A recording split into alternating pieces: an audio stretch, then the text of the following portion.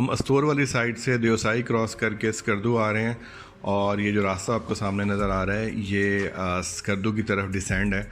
जब आप देवसाई क्रॉस करके स्कर्दू की तरफ आते हैं तो इस रास्ते से गुज़रते हैं और इसी रास्ते में सतपारा लेक आती है। सतपारा लेक जो है वो एक नेचुरल लेक है, कुदरती तौर पे बनी हुई है और ये मेन सोर्स भी है स्कर्दू के लिए। जो वाटर सप्लाई है उसका मेन सोर्स ये सतपारा लेक ही है।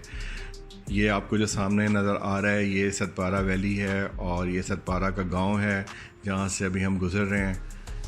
सतपारा लेक में जो मेन वाटर जो उसका सोर्स बनता है वो देवसाई प्लेन्स के जो नदी नाले हैं वो आते हैं यहाँ पे और वो इसमें आके शामिल होते हैं। और जब देवसाई में बर्फ़ पिघलती है तो वो सारे जो नदी नाले बहते हुए इधर तक आते हैं, सतपारा लेक में आके शामिल होते हैं, वो इसका मेन सोर्स बनते हैं। जैसे कि ये सामने नज़र आ रहे हैं आपको डिफरेंट स्ट्रीम्स जो हैं वो बहती हुई सतपारा लेक के अंदर शामिल हो रही हैं।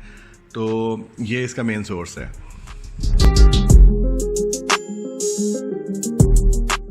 अगर सतपारा लेक की हाइट की बात की जाए तो ये 8,630 फीट इसकी हाइट है सी लेवल से और ये तकरीबन 2.5 किलोमीटर जो है एरिया वो कवर करती है।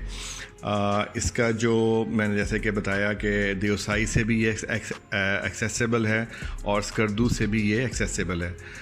सतपारा लेक जो सबसे ज़्यादा जो कम डिस्टेंस है सतपारा या सतपारा लेक का, इसके दोनों नाम लिए जाते हैं। इसको सतपारा लेक भी कहा जाता है, इसको सतपारा लेक भी बोलते हैं। तो इसका डिस्टेंस सबसे कम स्कर्दू सिटी से है। 7 किलोमीटर इसका डिस्टेंस है स्कर्दू से और ये डिस्टेंस तकरीबन 30-40 मिनट में कवर हो जाता है। तो आप इजीली स्कर्दू सिटी से सतपारा लेक की तरफ अगर आएँ तो इजीली आ सकते हैं। हम चूँकि देवसाई की तरफ से आ रहे हैं तो हम अस्तोर और देवसाई पूरा क्रॉस करके हम स्कर्दू में उतर रहे हैं। तो ये हमें रास्ते में सतपारा लेक मिली है और हम इसको विज़िट करते हुए यहाँ से जा रहे हैं।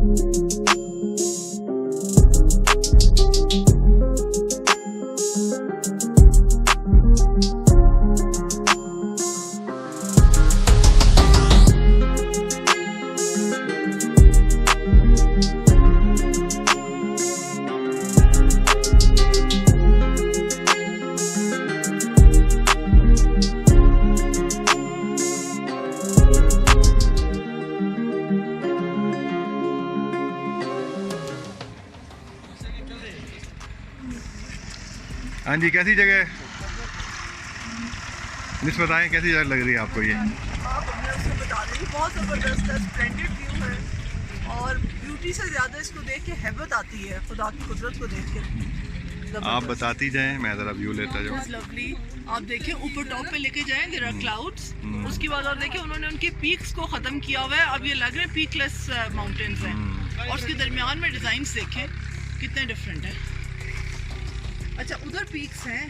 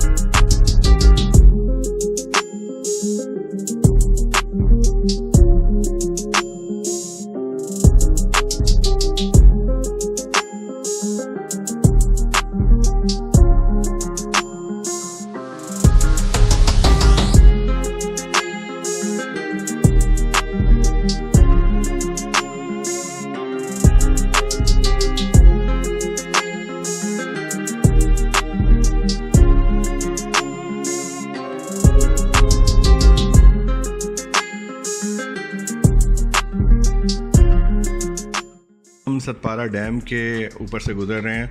ये डैम सतपारा झील पे बनाया गया है और इसके डैम ये मल्टीपर्पज़ डैम है। एक तो ये 13 मेगावाट हाइड्रो प्रोजेक्ट है ये, जो कि 13 मेगावाट इलेक्ट्रिसिटी प्रोवाइड करता है, और दूसरा ये मेन जो ड्रिंकिंग वाटर है वो स्कर्दू सिटी को ये यहीं सतपारा डैम से प्रोवाइड किया जाता है।